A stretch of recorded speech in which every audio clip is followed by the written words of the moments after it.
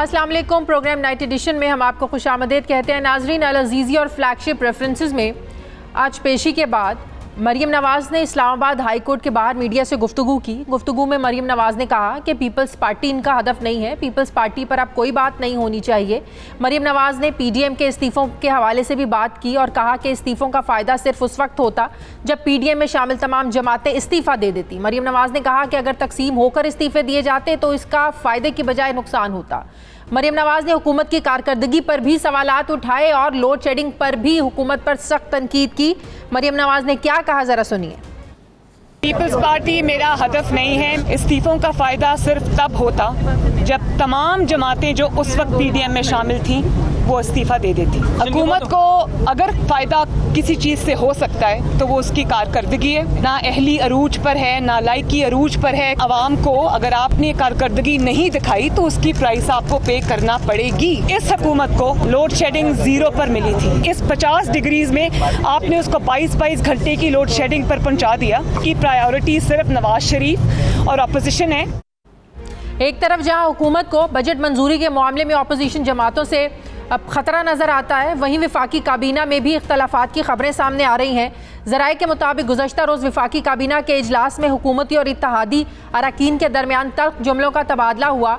जो ज़राए बता रहे हैं उसके मुताबिक वज़ीर ख़ारजा शाह महमूद कुरैशी ने वज़ीर आज़म को कहा कि वो काफ लीग के अरकान से पूछें कि वो कल कौमी असम्बली के इजलास में शरीक क्यों नहीं हुए, जिस पर वज़ीर हाउसिंग तारिक बशीर चीमा ने जवाब दिया कि हमारे मुतालबात तस्लीम नहीं किए जा रहे तो हम कैसे किसी हुकूमती बिजनेस का हिस्सा बन सकते हैं। दूसरी तरफ कल कौमी असम्बली के इजलास में हमने देखा कि PTI रुकन ने कौमी असम्बली नूर आलम खान भी अपनी ही हुकूमत पर हमें बरसते हुए नजर आए। नूर आलम खान ने कहा कि विफाकी वजीर तवानाई हमाद अजहर को मालूम ही नहीं है कि इस वक्त मुल्क में कितनी लोड शेडिंग हो रही है। नूर आलम खान ने लोड शेडिंग पर क्या कहा, जरा सुनिए। मिनिस्टर साहब को मेरे ख्याल में मेरे भाई हैं, लेकिन इनको पता नहीं है।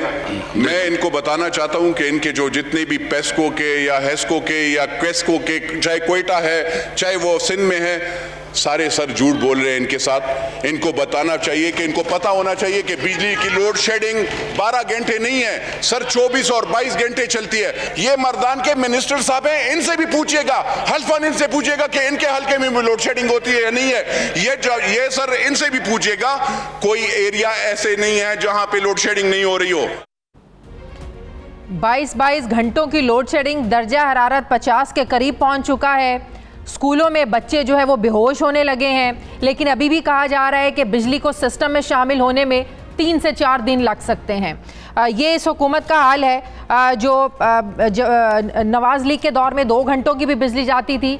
ये हुकूमत के जो ये लोग हैं जो आज बड़ी जस्टिफिकेशन दे रहे हैं कि बिजली की लोड शेडिंग क्यों हो रही है, क्योंकि ये पिछली हुकूमतों के किए हुए मुआहदे हैं। आज ये हुकूमत खुद जवाब देने से कासिर और कह रहे हैं कि तरबेला डैम में कुछ तकनीकी ख़राबी की वजह से जो है वो बिजली का जो सिस्टम है वो मुतासिर हुआ है और 3 से 4 दिन लग सकते हैं। दूसरी तरफ हमने बात करनी है कि आज director general FIA Wajid Zia को उनके ओहदे से हटाकर उन्हें DG नेशनल पुलिस फाउंडेशन तैनात किया गया है, जबकि वाजिद ज़िया की जगह IG खैबर पख्तूनख्वा सनाउल्लाह अब्बासी को DG FIA तैनात किया गया है। एक ऐसे वक्त में जब FIA जहांगीर तरीन के मामले पर इसको इन्वेस्टिगेट कर रही है, सारे मामले पर, ऐसे वक्त में वाजिद ज़िया की तब्दीली पर सवाल उठ रहे हैं कि क्या तरीन ग्रुप की धमकी काम कर गई है। और स्पेशली वो प्राइम मिनिस्टर साहब जो कहते थे कि अफसरान को उनका टेन्योर पूरा होने से पहले हटाना उनके साथ ज्यादती है, इसीलिए सरकारी अफसरान काम नहीं कर पाते। प्राइम मिनिस्टर साहब माजी में बहुत ज़्यादा तनकीद किया करते थे हुकूमतों पर कि सरकारी अफसरान को उनकी टेन्योर ख़त्म होने से पहले क्यों उनका पोस्टिंग ट्रांसफ़र किया जाता है। बहुत ज़्यादा इस पर क्रिटिसाइज़ किया करते थे इमरान खान साहब, लेकिन आज खुद उनके दौरे हुकूमत में ये सब कुछ हो रहा है। मैं बात करूंगी, मुझे ज्वाइन करेंगे वज़ीर आज़म के मुआविन ख़ुसूसी बराए सियासी रवाबित डॉक्टर शहबाज गिल साहब। अस्सलाम वालेकुम, बहुत बहुत शुक्रिया डॉक्टर साहब आपका। डॉक्टर साहब, सबसे पहले तो पूछना हम आपसे ये चाहते हैं, गर्मी उरूज पर है, जून का महीना है, 22 घंटों की लोड शेडिंग हो रही है, आपके अपने वज़रा जो हैं आप अपनी हुकूमत पर बरस रहे हैं, वो कहते हैं हमाद अजहर को तो खुद नहीं पता कि कितनी लोड शेडिंग हो रही है, KPK में आवाम से जाकर पूछ लें, 22 घंटों की लोड शेडिंग हो रही है। क्यों इतनी लोड शेडिंग हो रही है सर? इतने गर्म मौसम में स्कूलों में बच्चे बेहोश होना शुरू हो गए हैं।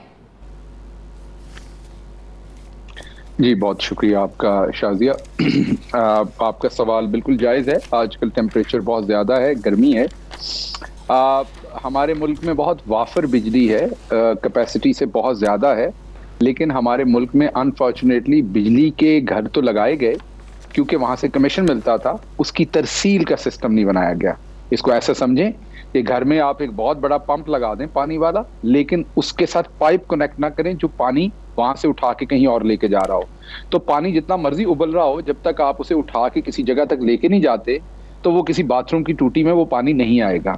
तो हमारा ये सबसे बड़ा सिस्टम जो तरसील का है, हमारी हुकूमत ने आके तकरीबन 70 अरब रुपए खर्च करके 4000 मेगावाट का उसमें कैपेसिटी का इजाफा किया। तो 21,000 से बढ़ा के हमने उसे 25,000 कर दिया। अब साल में 3 से 4 दिन आते हैं जब हमारा वाटर का कोई क्राइसिस आता है या कोई तकनीकी खराबी आती है। ये जब पिछली दफा बिजली का ब्रेकडाउन हुआ था तो मैंने बड़ी डिटेल में एक्सप्लेन किया था, हेडक्वार्टर्स जो था। सर वो तो समझ में आता है, सर वो समझ में आता है, पूरे मुल्क में जो ब्रेकडाउन हुआ वो समझ में आता है। बात सुन लीजिएगा, लेकिन जो लोग 34 रुपए एक यूनिट का दे रहे हैं सर, उनका क्या कसूर है? एक सेकंड, तहम्मुल से पहले बात सुनिएगा। पहले ये ज़हन में रखा कीजिए कि शोर डालने से तो मसला नहीं खत्म होना ना। मसला अगर सर तो शोर तो करप्शन का तो फिर शोर आपकी बात कौमी जायज़ है। असेंबली में तो आप लेकिन तकनीकी हम शोर नहीं मचा रहे। अच्छा, उस पर बाद में बात कर रहे हैं। तो अभी तो आपके संजीदा सवालों का जवाब दे रहा हूँ ना। तो संजीदा सवालों का जवाब संजीदगी से ताकि आवाम तक पहुंचे। अगर तो ब्लेम गेम है तो वो तो हो सकती है, उसका तो कोई कुछ नहीं किया जा सकता, लेकिन क्योंकि आवाम को पता हो कि वजह क्या है। अब इसमें एक तकनीकी प्रॉब्लम आई है और तब बड़ी डिटेल से एक्सप्लेन किया था, और मेरी भी पहली दफा लर्निंग हुई थी कि जब मुल्की लेवल पे तकनीकी प्रॉब्लम आती है, फंडामेंटल इशू आता है, तो उस टाइम ऐसा नहीं होता कि आप बटन दबाते हैं तो कोई एक बिजली घर ऑन हो जाता है और वो बिजली देना शुरू हो जाता है। जब आप, क्योंकि आपने फ्रीक्वेंसी को एक ही जगह पे रखना होता है बिजली की, तो डिमांड एंड सप्लाई जो है उसमें बहुत ज्यादा फ्लक्चुएशन नहीं आप कर सकते, इसलिए आपको लोड शेडिंग करनी पड़ रही है। आपके पास बिजली घर तो बहुत सारे हैं, अब उनको स्टार्ट किया जाएगा, नेशनल ग्रिड में लाया जाएगा, it's gonna take time. Sir आप 3 से 4 चीजों को कंफ्यूज कर रहे हैं। एक तरफ आप कह रहे हैं टेक्निकल प्रॉब्लम है, दूसरी तरफ आप कह रहे हैं जो है तरसील का निजाम दुरुस्त नहीं है, तीसरी तरफ आप कह रहे हैं कि डिमांड एंड सप्लाई का फर्क है। मसला क्या है? डिमांड एंड सप्लाई का फर्क है, तलब ज्यादा है, पैदावार कम हो रही है। तीनों एक ही चीजें हैं, ये तीनों एक ही चीजें हैं। आपको इसकी, क्योंकि ये अगेन एक टेक्निकल इशू है। मैंने जैसे कहा कि जब तक मैं नेशनल ग्रिड में नहीं गया था मुझे भी इसकी समझ नहीं थी और मैंने वहां सीखा। मैं आपको यही बताने की कोशिश कर रहा हूं कि हाइड्रो से हम इस टाइम हमारी बिजली से वो ड्रॉप हो गया हाइड्रो। अब ये एक तकनीकी प्रॉब्लम आ गई कि हाइड्रो ड्रॉप हो गया। अब आपकी फ्रीक्वेंसी आपने मेंटेन रखनी है। आपके शो का टाइम बहुत कम है, मैं वो फ्रीक्वेंसी आपको एक्सप्लेन नहीं कर सकता। बस ये समझिए कि पाकिस्तान ने 49 टेक्निकल चीजें काम बंदे को सर आम उसके ऊपर मेंटेन रखना, उसको समझ नहीं आती है। उसके लिए सर आप बताएं। उसके लिए जी नहीं, आप बोल लें सर। ये जो इतनी टेक्निकल चीजें आप बता रहे हैं, जो 34 रुपए फी यूनिट बंदा बिजली का बिल देता है ना सर, उसको ये टेक्निकल चीजें समझ में नहीं आ रही हैं। जिन्होंने आपको वोट दिया है, जो बिजली के हजारों रुपया महीने का बिल भर रहे हैं, उनको ये जवाब चाहिए कि बिजली कितने दिनों तक जो है ना वो इसी तरह ये सूरत हाल रहेगी सर। क्योंकि हमें तो बताया जाता है, क्योंकि हमें ये बताया जाता है कि करने से बिजली नहीं, मैं आपकी बैशिंग नहीं कर रही, मैं आपकी बैशिंग नहीं कर रही, क्योंकि हमें तो ऐसे बताया जाता है कि हम ऐसी बिजली की बेदायगी कर रहे हैं जो हमारे इस्तेमाल में नहीं है। यही मैं आपको और आपके थ्रू नाजरीन को बताने की कोशिश कर रहा था कि ये बात बिल्कुल दुरुस्त है, लेकिन आप सुनने को तैयार नहीं है। जैसे ही मैं अपनी बात शुरू करता हूँ, you jump in and you interrupt. और ये एक ऐसा इशू है जो डिटेल से आपको बताना पड़ेगा, उसका हाँ या ना में कोई जवाब नहीं है। टेक्निकल ये इशू है कि अब जब नए बिजली घर जिनसे आपने बिजली लेनी है उनको स्टार्ट करना पड़ेगा तो 3 से 4 दिन लगेंगे। आज रात 1100 मेगावाट हो रहा है, कल और 1000 मेगावाट ऐड होगी। मैं यही आपको समझाने की कोशिश कर रहा हूं कि मुल्की लेवल पे ये स्विच नहीं है कि आप ऑन करते हैं तो फौरन बिजली आ जाती। हाँ, अगर 10-15 दिन ये लोड शेडिंग रहे तो फिर आपके ये सारे सवाल दुरुस्त है। 1, 2, 3 दिन ये तकनीकी प्रॉब्लम है जिसको सॉल्व किया जा रहा है। आज 1100 मेगावाट आज रात ऐड हो जाएगी जो हमारी तकरीबन जरूरत को पूरा कर देगी। अगले 2-3 दिनों में अजाफी बिजली ऐड हो जाएगी और हम सरप्लस पे चल रहे होंगे। ये बात आपको समझाने की कोशिश कर रहा हूं और उसकी वजह यह है कि हमारा सिस्टम इतना आउटडेटेड है। जैसे हमारा रेलवे का अभी हुआ है, जो एक हादसा हुआ है, वो उसकी वजह यह है कि हमने रेलवे पे इन्वेस्ट नहीं किया ओवर द ईयर्स। हमने तबाह कर दिया उस पूरे सिस्टम को। चले सर, पूरा सिस्टम तो आप 3 सालों में ठीक नहीं कर सके। सर मेरी भी सुन लेना। आप लोगों की हुकूमत का एक मसला है सर, वो ये है कि जो काम आप लोग खुद नहीं कर पाते उसका मलबा आप लोग डाल देते हैं अब नवाज शरीफ की हुकूमत पर, जरदारी साहब की हुकूमत पर। भाई उनसे हम जवाब क्यों मांगे? अवाम ने तो जवाब आप लोगों से लेना है ना। हम ये कौन कहता है कि 3 सालों में आप लोग जो है ना वो पिछले 20 सालों का जो खराब काम है उसको ठीक कर दे। एटलीस्ट वो ट्रैक तो ठीक हो सकते ना। इन 3 सालों में वो ट्रैक ठीक नहीं हो सकता था जिस पर ये एक्सीडेंट हुआ। जी अब हमारा मसला ये है, दोबारा से हमारा मसला ये है कि जैसे आपने कहा कि आप लोगों का मसला ये, तो आप अपने शो पे कंक्लूसिव स्टेटमेंट्स बहुत देती हैं। आपने इंट्रो में भी कहा, आपकी स्टेटमेंट्स मुझे ऐसे लग रहा था जैसे अपोजिशन लीडर वो स्टेटमेंट दे रहा है। सर मैं वो शॉर्ट्स चला दूं जिसमें आप लोगों के लोग टीवी चैनल्स पर आकर हर चीज का मलबा नून लीग पर डालते हैं या पीपल्स पार्टी पर डालते हैं। एहतराम करूंगा, मैं बसाद एहतराम आपकी खिदमत में अर्ज करूंगा कि आप सवाल जरूर रेज करें, लेकिन आप अपोजिशन की तरह कंक्लूसिव स्टेटमेंट ना दें, वो आपका नहीं बनता है। जर्नलिस्ट सर आपके लोग, सर मैं नहीं डालती वो कंपेयर करके परफॉर्मेंस को बताइए। सर अगर नूर आलम खान की बात भी अगर मैं कर दूं वो कहेंगे मेरी स्टेटमेंट है। सर आप लोगों के लोग अगर ये बात करें कि फलां की जिम्मेदारी ये काम भी नून लीग के जिम्मे, सर मैं तो ये बात कर रही हूं ना। मैडम आपने जो इंट्रो दिया उसमें आपकी अपनी कंक्लूसिव स्टेटमेंट थी, और ये मैंने आपके शो पे बहुत दफा आपको मैडम 10 मैं आपसे गुजारिश कर रहा हूं कि आपके शो पर और इनफॉर्मली भी ऑफ द रिकॉर्ड भी मैंने आपको बहुत दफा ये रिक्वेस्ट की है कि कंक्लूसिव स्टेटमेंट ना दिया करें, जर्नलिस्ट की तरह क्वेश्चन पूछा करें। सर मुझे आपकी सजेशन की जरूरत नहीं है कि मुझे कैसे सवाल करना है कैसे सवाल नहीं करना। बिल्कुल ठीक है, ठीक है सर, बिल्कुल ठीक है सर। मेरा काम है सवाल करेंगे तो जवाब देने दीजिए। मैं आपके मैं आपका जो भी सवाल है उसका जवाब देने की कोशिश कर रहा हूं, लेकिन कई दफा आपके सवाल आउट ऑफ प्रोपोर्शनेट है सच्चाई से, रियलिटी से, और मेरा इत्तेफाक करना जरूरी नहीं है। 3 साल में वो ट्रैक चेंज नहीं हो सकते, वो नहीं हो सकते 3 साल में ट्रैक। तो जवाब देना आप करनी चाहिए थी प्रोग्राम से पहले कि क्या 3 साल में ट्रैक चेंज हो सकते थे। मेरे सवाल का जवाब दें। आप मेरे क्वेश्चन पर क्वेश्चन ना उठाएं कि मेरा सवाल ठीक नहीं है। जी आइए प्लीज आइए, सवाल कीजिए।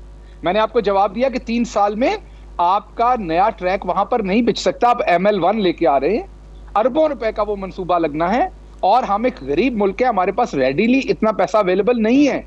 हम बिल्कुल नवाज शरीफ की गवर्नमेंट की तरह नहीं है कि कर्जे लेकर मुल्क को डुबोते जाएं। हम जो मुल्क के रिसोर्सेज हैं उसके अंदर रह के प्रोजेक्ट लगाते हैं। तो आपका ML1 प्रोजेक्ट आ रहा है चाइना की कोलैबोरेशन के साथ, जब वो लगेगा तो आपके ये सारे मसाइल खत्म होंगे, लेकिन उसको सालों लगेंगे एक्टिवेट होने में, क्योंकि ये एक बड़ा मंसूबा है। अब आप कह रही हैं ये 3 साल में नहीं हो सकता था, बिल्कुल नहीं हो सकता था, क्योंकि इसकी फिजिबिलिटी बननी है, इंटरनेशनल कंसोर्शियम है, उनके साथ डील्स होनी है, बिड्स होनी है, रूल्स एंड रेगुलेशंस है, तो ये 3 साल में पटड़ियां चेंज नहीं हो सकती थी। तो सर ये जो आपके वुज़रा फिर कौमी असम्बली में आकर कहते हैं कि गालियां तो उनको पड़ती हैं, चाहे वो लोड शेडिंग का मामला हो, चाहे वो महंगाई का मामला हो, चाहे आप लोगों की ओवरऑल कारकर्दगी का मामला हो। अब ये बात एंकर्स तो टीवी पर बैठ के नहीं करते हैं, तो कौमी असम्बली में भांडा फूटता है, आप लोगों के खुद लोग जो है ना वो पूरी दुनिया के सामने करते हैं। और फिर जब अपोजिशन डेस्क बजाती है तो हमाद अजहर साहब कहते हैं ये तो बड़ा आसान है डेस्क बजवाना, बड़ा आसान है अपोजिशन से तालियां बजवाना। तो हर काम एंकर के जिम्मे डाल देना, एंकर के सवालों पर डालना, सब खुद भी अपनी भी लोगों की कारकर्दगी का कुछ जवाब देना आप लोगों को भी आना चाहिए। आपकी खिदमत में गुजारिश कर रहा हूं तो इतनी कंक्लूसिव स्टेटमेंट्स पास ना किया करें। आपने सवाल सर मैं फिर ये बात करूंगी, सर आप 10 बार ये बात करेंगे, मैं 10 बार करूंगी कि आपकी ये ऑब्जर्वेशन हो सकती है। सर आप बार-बार मुझे जो है ना वो ब्लेम कर रहे हैं। मैं ये ऑब्जर्वेशन आपको बहुत दफा आपके शोज पे पहले, तो सर मेरा इत्तेफाक करना जरूरी नहीं है आपकी ऑब्जर्वेशन से। ये कहां लिखा है कि जो आपकी ऑब्जर्वेशन होगी वो बिल्कुल ठीक होगी? जी आप बिल्कुल नहीं कीजिए, लेकिन इसका मेरा जवाब आपको ये है इस चीज का कि आप सवाल किया करें और उसका जवाब आए। जब आप अपने पर्सनल कमेंट करती हैं तो आप अपने तज्जिए में करें, मुझे बिठा के ना करें। अगर आपको गवर्नमेंट की परफॉर्मेंस इतनी बुरी लगती है और आपने उसके तज्जिया देना है और आपने इंट्रो में ये कहना है कि इस गवर्नमेंट का ये हाल है, इस गवर्नमेंट का कोई हाल नहीं, आप इस तरह की कंक्लूसिव स्टेटमेंट देंगी तो मेरी मौजूदगी में आ दे, क्योंकि मैं गवर्नमेंट को डिफेंड करूंगा। सर मैंने काफ लीग से नहीं कहा आपसे नाराज हो, आप उसे इस्तेमाल करें। मैंने काफ लीग से नहीं कहा आपसे नाराज हो, मैंने MQM से नहीं कहा कि वो नहीं, ये आप सवाल कीजिए। तो मैंने इंट्रो में यही तो कहा है, और मैंने क्या कहा है सर? जवाब दूंगा। चले आप मेरा ख्याल गुस्सा कर गई आज, सर, लेकिन आप गुस्सा सवाल कर गए, करेंगी सर। तो मैं जवाब दूंगा। आपको अगर सवाल पसंद नहीं आता नहीं, तो मैं इसमें बिल्कुल सर गुस्सा नहीं किया इसमें मैडम। कोई मेरी गलती नहीं है सर। नहीं, मैं बिल्कुल गुस्सा नहीं करता मैडम। Thank मैं you आपके very much. सवालों का जवाब दे रहा हूँ, सिर्फ 10 ये गुजारिश कर रहा हूँ, बार बार वर्ड यूज कर रहा हूँ 10 कि कंक्लूसिव स्टेटमेंट्स ना दें, सर, ये आपकी आप अपनी सवाल करें और आवाम को जवाब पता लगने दें। सर मुझे आपकी सजेशन Interrupt ना करें ना, सवाल करें ताकि आवाम को पता सजेशन चले। की जरूरत नहीं है सर कि मुझे कैसा सवाल करना है, कैसे सवाल नहीं बिल्कुल, करना। most welcome। Thank you very much, आप बहुत बहुत बिल्कुल शुक्रिया। दुरुस्त फरमा रही हैं। शहबाज गिल साहब मेरे साथ थे, थैंक यू वेरी मच। नाज़रीन मुझे प्रोग्राम में एक ब्रेक लेनी है, वापस आते हैं छोटे से वक्फे के बाद।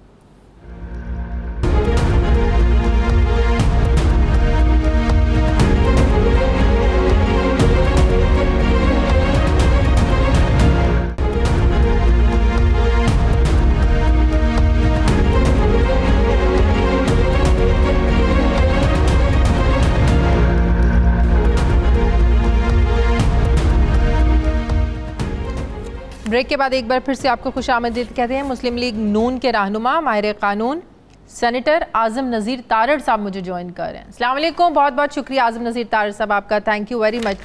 सर आज इस्लामाबाद हाई कोर्ट में जिन केसेस की समाअत हो रही थी अल अज़ीज़िया फ्लैगशिप, आपने कहा कि अपील कुनंदा ना हो तो अपील नहीं सुननी चाहिए, लेकिन अपील करने वाले मौजूद नहीं तो क्या करें, ऐसा अदालत ने कहा।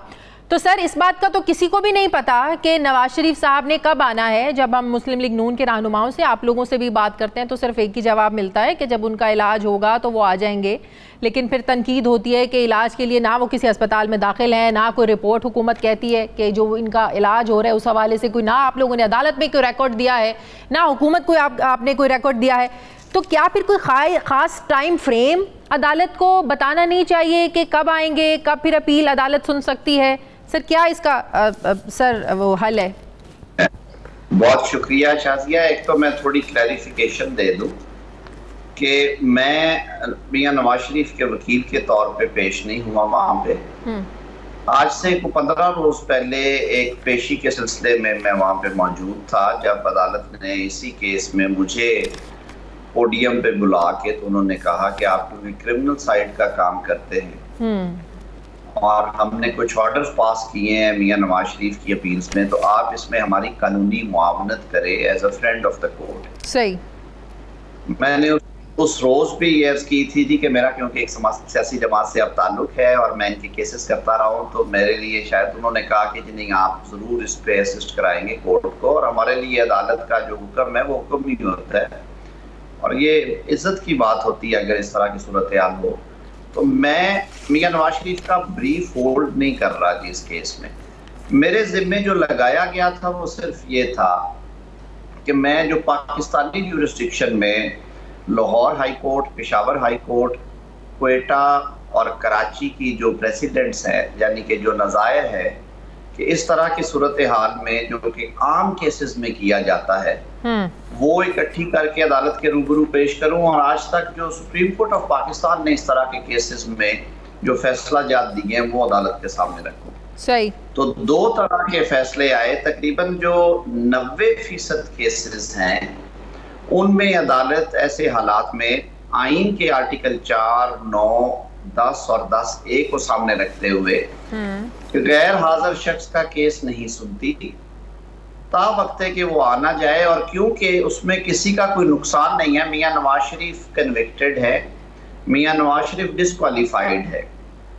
लिहाजा अगर उनकी अपील 10 साल या 100 साल भी नहीं सुनी जाती तो किसी का कोई अच्छा, इसका मतलब है कोई टाइम बार नहीं है? फिर अदालत ये भी नहीं पूछ सकती कि आप टाइम फ्रेम दें कि कब तक आएंगे वो? देखिए, अदालत ने उनके खिलाफ एक ऑर्डर पास कर दिया है जो 87-88 की कार्रवाई करके उन्हें फ्यूजिटिव फ्रॉम लॉ कह दिया।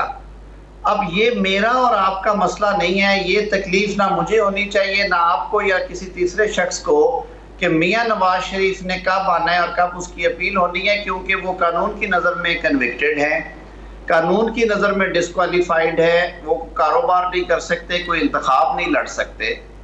अब उनकी एग्जीक्यूशन जो बाकी सजा की उस सूरत में होगी जब वो पाकिस्तान उनको लाया जाएगा या जब उनकी अपील सुनने के बाद उसके खिलाफ फैसला दे दिया जाएगा। सर सहाफ़ी के तौर पर, एंकर के तौर पर ये सवाल पूछना तो सर हमारा हक है कि जिन सर्कमस्टांसेस में नवाज शरीफ साहब गए थे इलाज की गर्ज से, और फिर जब मरियम बीबी ये कह चुकी हों कि वो क्या करें आकर, उन्हें तो यहाँ पर इंसाफ मिलने की तवक्को ही नहीं है, जिससे ये मैसेज दिया गया कि फिर वो इलाज की गर्ज से नहीं है, शायद वो इसलिए नहीं आ रहे हैं क्योंकि उनके जहन में है कि दोबारा उनको जेल हो जाएगी, उनको इंसाफ नहीं मिलेगा, उन्हें सजा भुगतनी पड़ेगी। सर, इसलिए सवाल पूछना तो हमारा हक है ना? नहीं, बिल्कुल आपका हक है, और मैंने इसलिए शुरू में वजाहत की कि मेरा जो इस वक्त जो ड्यूटी मैं दे रहा हूं अदालत के सामने, मेरा उस केस में नवाज शरीफ के वकील के तौर पे कोई रोल नहीं है, ना मैं उनका ब्रीफ होल्ड करता हूं, ना ही इस केस में मैं उनका वकील था। मुझे अदालत ने, जिस तरह नैब में उन्होंने भरवाना साहब जो उनके एडिशनल प्रोसिक्यूटर है, उन्हें कहा कि आप मुआवनत करें, और क्योंकि ख्वाजा हारिस साहब अब पेश नहीं होते मियां नवाज शरीफ साहब की तरफ से, और क्योंकि जो अमजद परवेज साहब हैं वो मरियम नवाज और कैप्टन सफ्दर के वकील हैं, तो मैं उस दिन अदालत में मौजूद होने की वजह से इस ड्यूटी के लायक समझा गया, और अदालत ने कहा कि आपने हमें सिर्फ लीगल इशू के ऊपर, इस पॉइंट के ऊपर असिस्ट कराना है। और मैं शायद समझा नहीं पा रहा, ये एक बड़ी कंसिस्टेंट प्रैक्टिस है कि कोर्ट्स लॉयर्स को अपॉइंट कर देती हैं ऑनररी तौर पे कि आप अदालत की मुआवनत करें और दिखाएं कि क्या कानून है इस बाबत में। मैंने सिर्फ तस्वीर का एक रूप पेश नहीं किया, सही। मैंने आज ना मियां नवाज शरीफ की मुखालफत की है, ना मैंने उनकी हमायत की है। मैंने तो अदालती मुआवन के तौर पे कुछ नज़ायर जो हैं, जो कि लाहौर, पेशावर, क्वेटा, कराची से मुतल्लिका है, हाई कोर्ट्स की और सुप्रीम कोर्ट की, वो उनके सामने रखी, और मैंने ये कहा कि मैं ये समझता हूँ कि पाकिस्तानी शहरी होने के नाते नवाज शरीफ के साथ भी वही सलूक होना चाहिए जो उमैर के साथ, मोहसिन के साथ, अकबर के साथ, अनवर के साथ होता है। और उसमें ये प्रैक्टिस रही है अदालतों की कि जब मुल्ज़म मौजूद नहीं है तो उसकी अपील या तो खारिज कर दी जाती है अदम पैरवी की वजह से, इस क्लैरिफिकेशन के साथ कि जब वो आएगा ये अपील बरामद कर दी जाएगी और उसको मेरिट पे सुना जाएगा, या उसकी अपील को पेंड कर दिया जाता है, यानी उसको मौखर कर दिया जाता है, और जो मुल्ज़म हाजिर है उनकी अपील सुन ली जाती है। और ये पहला केस नहीं है, इस तरह के दर्जनों केस हो चुके हैं। तो इसलिए मैंने ये शुरू में वजाहत की थी कि मैं आपके भी प्रोग्राम में आज शायद अपनी जमात का या बतौर जो मेरी अपनी पर्सनल फीलिंग्स है, मैं वो नुक्ता नज़र आपके सामने पेश ना कर सकूँ, इस वजह से कि मुझे अदालत ने जो जिम्मेदारी सौंपी है वो अदालती मुआवन के तौर पे मुझे उन्होंने हुक्म दिया कि आप कुछ प्रेसिडेंट्स ला के हमें दिखाएं, आप तलाश करें और हमारे साथ। बिल्कुल सही।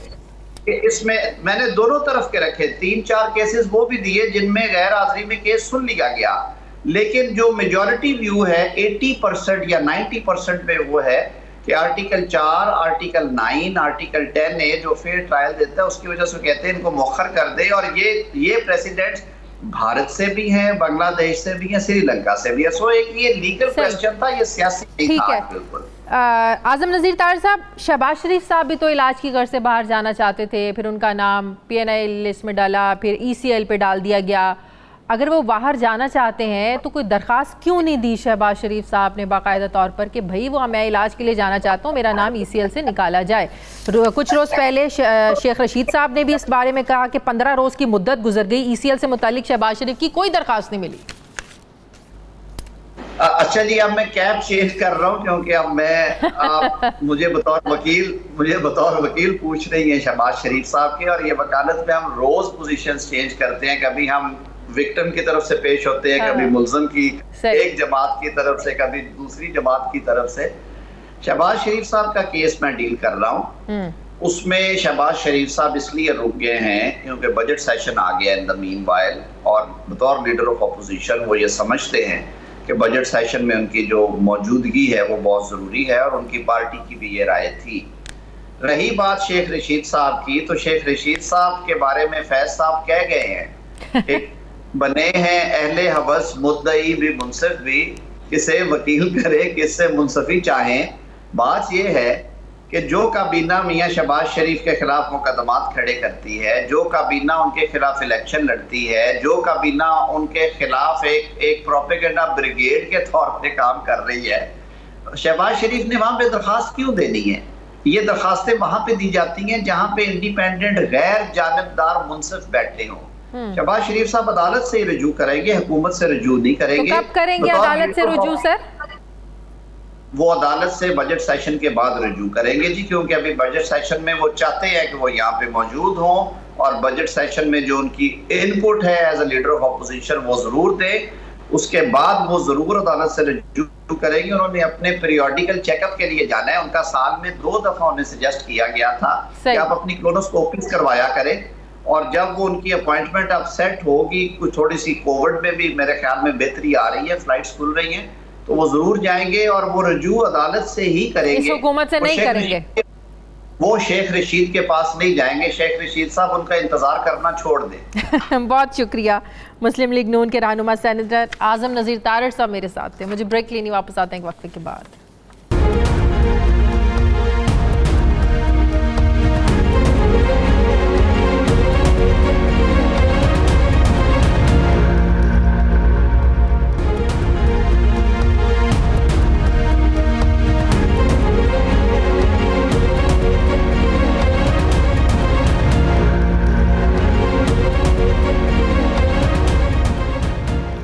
ब्रेक के बाद एक बार फिर से आपको खुशामदीद कहते हैं। सीनियर सहाफ़ी तज्ज़ियाकार साबिर शाकिर साहब ने मुझे ज्वाइन किया है। अस्सलाम वालेकुम, बहुत बहुत शुक्रिया साबिर साहब आपका। साबिर साहब, सबसे पहले तो जो इशू डिस्कस करना चाहती हूँ वो ये कि DGFI वाजिद ज़िया को जो उनके ओहदे से हटाया गया है, चंद महीनों में वो रिटायर होने वाले थे।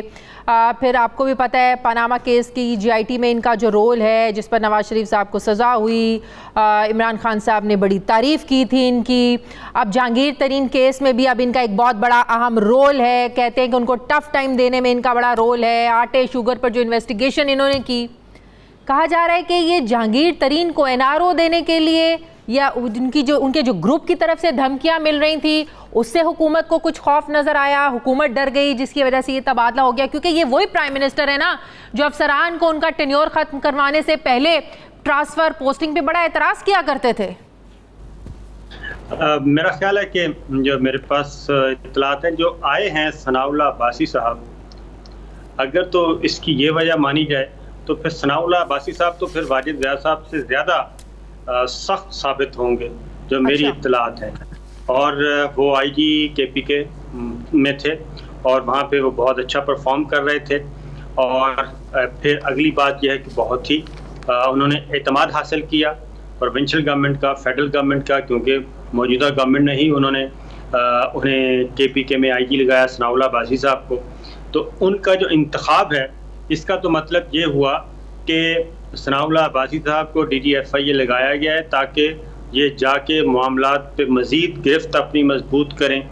और वाजिद ज़िया साहब जिन्होंने रिटायर होना है कुछ अरसे के बाद, उनको कहा गया है कि आप ज़रा रेस्ट कर लें और आप अपने घर जाने की तैयारी करें। तो मुझे तो ये लगता है, क्योंकि मैं सनाउल्लाह अब्बासी साहब के बारे में कुछ थोड़ा बहुत जानता हूँ, KPK से भी मैंने आज चेक किया अपने दोस्तों से भी, तो उन्होंने कहा कि ये तो इंतखाब अगर इसको इस तनाजुर में लिया जा रहा है कि शायद कोई ढील दी जाएगी या इस तरह का काम, तो ये नहीं है, बल्कि सनाउल्लाह अब्बासी इस वक्त। लेकिन ऑलरेडी जो साबिर साहब एक अफसर एक इन्वेस्टिगेशन कर रहा है किसी मामले को लेकर, उसको पूरी हिस्ट्री का पता है, जांच पड़ताल वो सारी कर रहा है, तो बेहतर ये नहीं है कि वही इसको कंटिन्यू करे 4-5 महीनों में, जब भी उनकी वो ट्रांसफ़र होनी है, रिटायर होने, उसके बाद इन मामलात को देख लेंगे। तो आपको लग रहा है फिर ये नॉर्मल रूटीन की ट्रांसफ़र पोस्टिंग है ये?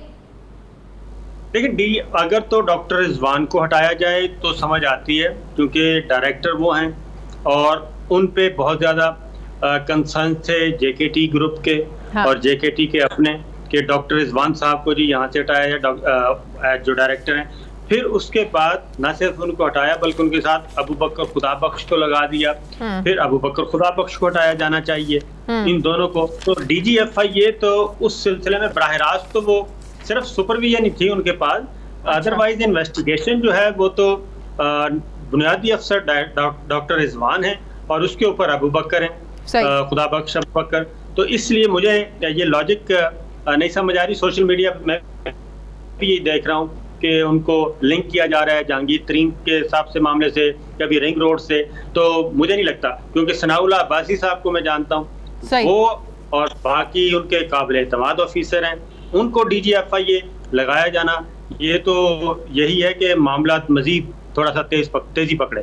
अच्छा, मामला और सख्त हो सकता है। काफ लीग वाले क्या मनवाना चाह रहे हैं बजट से पहले? एक बार फिर से वो नाराज हैं। कल शाह महमूद कुरैशी और तारिक बशीर चीमा साहब की भी आपस में तकरार हुई और तारिक बशीर चीमा ने तो साफ साफ कह दिया कि भाई हम आप लोगों के हुकूमती बिजनेस का हिस्सा क्यों बने जब तक हमारे मुतालिबात तस्लीम नहीं होंगे। तो यार 2-4-6 महीने के बाद काफ लीग उठती है, शोशा छोड़ा जाता है नाराजगी का, मुतालिबात तस्लीम करवाने का। अब की बार क्या मनवाना चाह रहे हैं?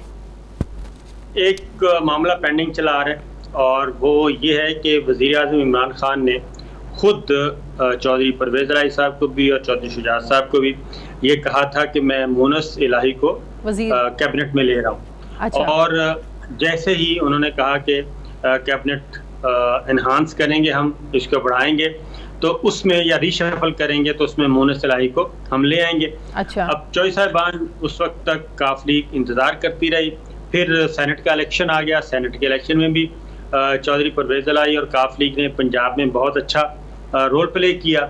उन्हें कहा गया कि सेनेट के इलेक्शन के बाद जब काबीना रीशफल होगी फिर आ जाएगा, वो भी रीशफल हो गई। शिबली फराज साहब भी आ गए दोबारा, इसी तरीके से कुछ और नए फेस भी आ गए, लेकिन अभी तक नहीं आए। फ़ारूक हबीब आ गए, 2 दफ़ा ये रीशफल हो चुका है, लेकिन मुनस इलाही के लिए अभी तक कोई पैगाम नहीं पहुंचा काफ लीग की क़यादत को, जनाब आएँ और आके ओथ लें। ये एक दरमियान में मुस्लिम लीग काफ और वज़ीर-ए-आज़म इमरान खान के दरमियान एक गिले शिकवे की कहानी है। क्योंकि बजट से पहले जब बजट पेश करने में 2 दिन रह गए हैं, उससे पहले ऐसी नाराजगी कितनी मायने रखती है? ये यकीनन मेरा ख्याल है कि उनको एहसास दिलाया जा रहा है कि बजट से पहले अब कर दें। और जो हमारी इत्तलात हैं आखिरी, उसमें वज़ीर-ए-आज़म इमरान खान करना भी चाह रहे हैं। एक आध ये मुनस इलाही के बारे में भी पॉजिटिव रिस्पांस था उनका कि इनको मैं शायद बजट से पहले इनको ले लूँ काबीना में, लेकिन जब तलखी बढ़ जाती है तो उसमें फिर मेरा ख्याल है कि चीज़ें कुछ डिले भी हो जाती हैं। लेकिन अब की बार काफ लीग का मेरा ख्याल है कि थोड़ा सा मामला संजीदा भी। अदरवाइज असद उमर साहब राब्ते में हैं उनसे, और बजट भी जो तैयार किया जा रहा है उसमें उनकी मुस्लिम लीग काफ के जो MNAs MPAs हैं उनकी स्कीमों को, उनके प्रोजेक्ट्स को भी एडजस्ट किया जा रहा है। लेकिन एक मामले पे इनकी गड़बड़ हो सकती है और वो है मुनस इलाही साहब को काबीना में ना लेना। MQM भी गड़बड़ पैदा कर सकती है, कह रहे हैं सिंध में गवर्नर राज लगाए, नहीं तो बजट में जो है ना वो वोट नहीं मिलेगा आपको। नहीं, मेरा ख्याल है कि इस वक्त सबसे ज़्यादा बड़ा ख़तरा सिर्फ एक ही जगह से हो सकता है और वो है JKT ग्रुप। अगर तो JKT ग्रुप के साथ मामला अच्छे हो गए, क्योंकि JKT ग्रुप को कुछ भी करने की ज़रूरत नहीं है, अगर वो सिर्फ एब्सेंट ही हो जाते हैं तो यही बहुत बड़ा ख़तरा होगा। बीच में एक दिन रह गया है, तो एक दिन में क्या हो सकता है? अभी सिर्फ बजट पेश होना है अभी। हाँ। तो वो तो जब बजट अप्रूव होगा, अभी हैं 2-3 हफ्ते, तो वो तो जिस दिन बजट पे वोटिंग होगी और बजट अप्रूव हो रहा होगा फाइनेंस बिल, तब तक ये मामला इसी तरह चलता रहेगा। उससे पहले कोई डिनर भी होंगे, कोई लंच भी होंगे, कोई इनवाइट भी किया जाएगा। ये सारी तो कोई गिव एंड टेक की सिचुएशन हो सकती है इन दिनों में। जी हाँ, 2-3 हफ्ते अभी बाकी हैं। बिल्कुल सही। अच्छा, ये लोड शेडिंग का जो मसला चल रहा है, हुकूमत आज हमें आकर बता रही है कि पिछली हुकूमतों के किए हुए मुआहदे हैं, तरसील का निज़ाम हमारा बेहतर नहीं है। हमें तो ये पता है कि हमें तो ये बताया जाता था कि बिजली इतनी ज़्यादा है, हम तो उस बिजली के भी पैसे दे रहे हैं जो हम अपने इस्तेमाल में नहीं ला पा रहे हैं, क्योंकि हमारी जो कैपेसिटी सिस्टम है वो इतना नहीं है कि बिजली का जो ज़्यादा लोड हम बर्दाश्त कर सकें, लेकिन कैपेसिटी पेमेंट्स हो रही हैं। तो आपको लगता है कि ये पिछले साल तो ऐसी सूरत हाल नहीं थी? अगर कोई थी तो मुझे याद दिला दें। मैंने तो नहीं देखा कि पिछले साल कोई ऐसी सिचुएशन पैदा हुई थी बिजली की लोड शेडिंग को लेकर। तो पिछले साल तक भी ये निज़ाम था, वही मुआहदे थे, कोई नए मुआहदे तो नहीं हुए, पिछली हुकूमतों के मुआहदे थे। तो इस साल क्या हुआ? इस साल अभी जो आज भी मैंने चेक किया है वापरा पावर डिवीजन, उनका ख्याल है कि एक तो गर्मी यकदम बढ़ी है और यकदम गर्मी बढ़ने से डिमांड बढ़ गई और तकरीबन 1500 से 2000 मेगावाट का दरमियान में फ़र्क आ रहा है और उसके लिए वो कोशिश कर रहे हैं। लेकिन मेरा ख्याल है कि गवर्नमेंट को अब ये बातें कहना छोड़ देनी चाहिए कि ये सारा कुछ पिछली गवर्नमेंट ने किया है, क्योंकि 3 साल आप लोगों को हो गए हैं, तो 3 साल के बाद ये बात नहीं कहनी चाहिए, बल्कि अब गवर्नमेंट की जिम्मेदारी है कि वो उन सारी चीज़ों को मैनेज करें। जून में भी गर्मी ना हो, ये तो आउट ऑफ क्वेश्चन सी बात लगती है। ये कहना कि गर्मी एकदम बढ़ गई है, भाई जून है, जून बताएगा तो सही कि गर्मी आ गई है। ये कहना कि एकदम लोड बढ़ गया, ये तो होमवर्क पहले होना चाहिए था ना कि एकदम आपकी गर्मी बढ़ सकती है, मौसम बदल रहा है, तो आपको ये सारा सिस्टम अपना पहले पाइपलाइन में चीजें ठीक करनी चाहिए थी आपको। बिल्कुल आप सही कह रही हैं, और यही मैं इसलिए कह रहा हूँ कि गवर्नमेंट को अब ये नहीं कहना चाहिए कि जनाब ये पिछली गवर्नमेंट की वजह से हो रहा है या पिछली हुकूमतों ने ये कर दिया उसकी वजह से ये हुआ। लेकिन अब तो गवर्नमेंट 3 साल से, मैं कह रहा हूँ 3 साल हो गए भाई, अब तो 3 साल के बाद तो ये कहना नहीं बनता। अब तो वजीर जो हैं वो 0 मीटर जो थे वो भी अब माशाल्लाह से समझदार हो गए हैं। उनको चाहिए कि अपने अपने महकमों पे ग्रिप हो उनकी, और इस सारी सूरत हाल से आवाम को कम से कम, ये आवाम ये सुनने के लिए तैयार नहीं है। नहीं तो ऑपोजिशन वाले डेस्क ही बजाते रहेंगे इनकी आपसी लड़ाइयों पे साबिर साहब। जी बिल्कुल, वो तो जाहिर है, और अपोजिशन भरपूर तैयारी कर रही है आइंदा बजट में, बजट तकरीर में, बल्कि वो अच्छा खासा प्लान कर रही है कि माहौल को गरमाया जाएगा और काफ़ी मुश्किल हो जाएगा तकरीर मुकम्मल करने में। सही, बहुत बहुत शुक्रिया सीनियर सहाफ़ी तज्ज़ियाकार साबिर साहब मेरे साथ थे। मुझे ब्रेक लेनी है, नाज़रीन वापस आते हैं एक छोटे से वक्फे के बाद।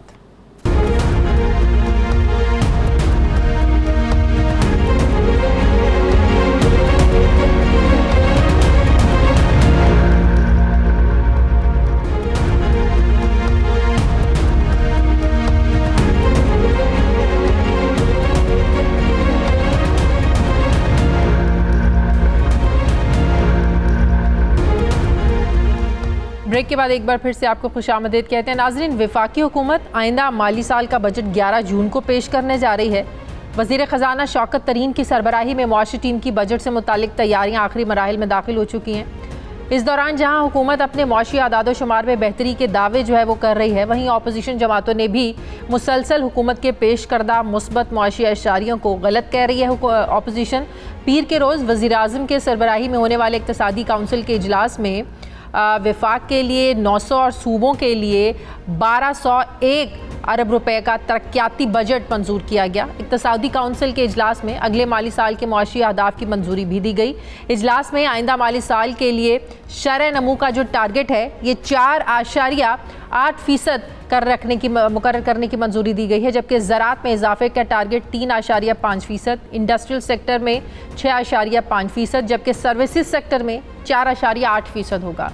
एक तरफ जहां हुकूमत आइंदा मालियाती साल के लिए टारगेट मुकर्रर कर रही है, दूसरी तरफ नए टैक्सेस लगाने के मामलात में हुकूमत और IMF के दरमियान जो मुज़ाकरात हैं ये भी तातुल का शिकार हैं। ज़राए के मुताबिक IMF हुकूमत पर बिजली और गैस महंगी करने के लिए मुसलसल दबाव डाल रही है, जबकि दूसरी तरफ वज़ीर ख़जाना शौकत तरीन आइंदा बजट में नए टैक्सेस लगाने की मुसलसल तरदीद कर रहे हैं। अब सवाल ये है कि हुकूमत आइंदा मालियाती साल के बजट के लिए IMF पर कितना इन्हिसार करेगी और इस पर जो फाइनेंस मिनिस्टर हैं उनकी क्या स्ट्रैटेजी होगी। मैं बात करूंगी माहिर मौशियात डॉक्टर हफीज़ पाशा साहब ने मुझे ज्वाइन किया। अस्सलाम वालेकुम, बहुत बहुत शुक्रिया डॉक्टर साहब आपका।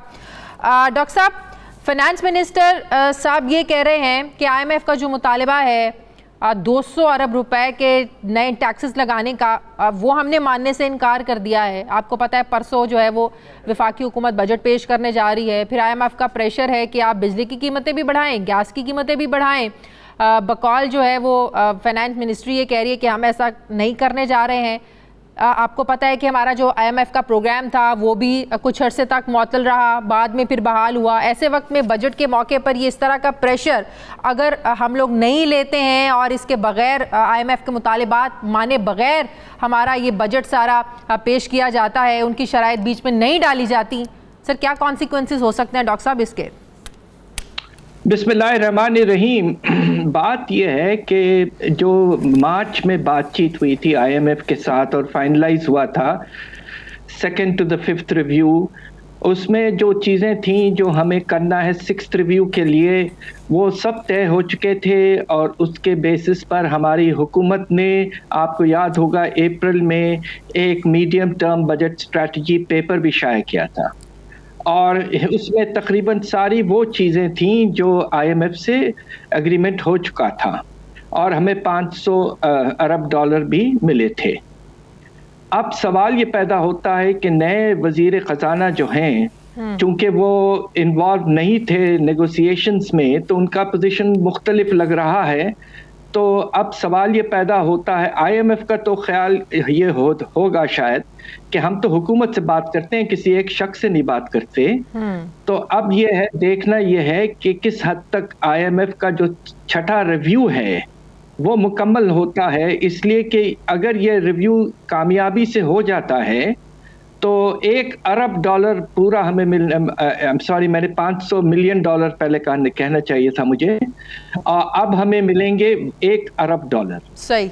तो अब समझ में ये बात नहीं आ रही है कि बजट आने में 2 दिन रह गए हैं और अभी तक बातचीत जारी है, तो हम कहाँ तक अग्रीमेंट पे पहुंचे हैं ये किसी को अंदाजा नहीं है और थोड़ी सी अनसर्टनिटी पैदा हो रही है। तो सर, ये जो गैर की सूरत हाल है, आप ये कह रहे हैं कि 2 दिन में कोई फैसला करना पड़ेगा हुकूमत को बजट से पहले कि आपको आईएमएफ की शराइत को मानना है कि नहीं?